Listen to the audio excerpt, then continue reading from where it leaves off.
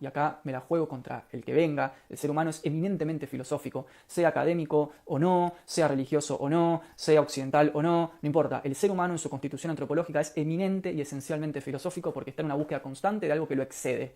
Entonces, en ese sentido, ya sea eso que lo excede, lo espiritual, la ciencia, el arte, el cuerpo, el goce, el deseo, lo que sea, en ese sentido el ser humano es eminentemente filosófico. Ahora, lo que quería decir con esto, para no irme por las ramas, es que esos temas que acabo de mencionar con respecto al existencialismo y que nosotros en nuestro chip los asociamos a Nietzsche, Epicuro, Heidegger, Cioran, Sartre, son todos temas que están, por ejemplo, en los proverbios de la Biblia. Agarrás la Biblia, leer los proverbios, es un texto existencialista de la puta madre. Todo lo que acabamos de mencionar está en los proverbios.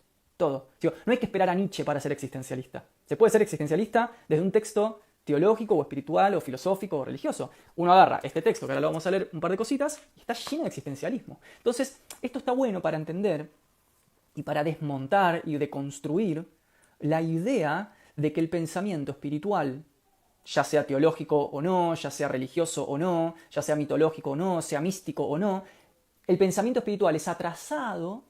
Vieron que está como muy instalado, o sea, no, el pensamiento espiritual es para los que no encuentran respuestas en la vida. El que no encuentra respuestas en la vida cree en Dios, ¿no? Esos eslóganes no tienen, es gente ignorante que nunca leyó los textos. O sea, claramente el que leyó, el que está compenetrado con el estudio y la investigación, nunca diría esa brutalidad. Entonces, hay que desmontar y desandar esta lógica medio ilustrada, cientificista, de que los textos religiosos y espirituales son para brutos, ignorantes, manipulados, y la verdad está del lado de la ciencia y el laboratorio, ¿no? Eso es lo que exactamente es uno de los mitos más absurdos de la ilustración y la modernidad, que no tiene más asidero, y el siglo XX, como dicen los pensadores de la escuela de Frankfurt, ya mostró que ese dualismo no tiene sentido, ¿no? O sea, hay muchísima inteligencia en la espiritualidad medieval, muchísima, lejos fue la medievalidad una época de oscuridad, fue una época de producción teórica tremenda, y no tiene nada que ver con las ansiedades y los objetos de reflexión de la ciencia y la técnica.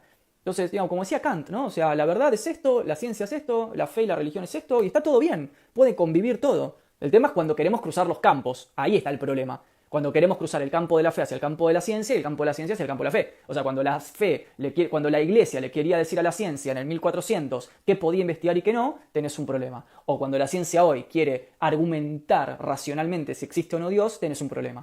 O sea, el tema es cuando se cruzan los campos. Pero mientras que los campos estén en su lugar, no hay ninguna incompatibilidad entre religiosidad y fe y conocimiento técnico y científico, ¿sí? Así que, un poco para desmontar ese mito, como llama Adorno, ¿no? El mito de la modernidad. La modernidad vino llena de mitos. Vieron que la modernidad quería justamente mostrar el carácter mítico de la religión, y lo que muestran Adorno y Horkheimer es que la modernidad científica está tan llena de mitos como la religión. Está llena de mitología. Entonces dicen, en Dialéctica del Iluminismo, dice, la ciencia deviene mitología, ¿no? O sea, queriendo negar el carácter mágico de la medievalidad, resulta que la ciencia es tan mitológica y mágica como la medievalidad. Les recomiendo ese texto, Dialéctica de la Ilustración o del Iluminismo.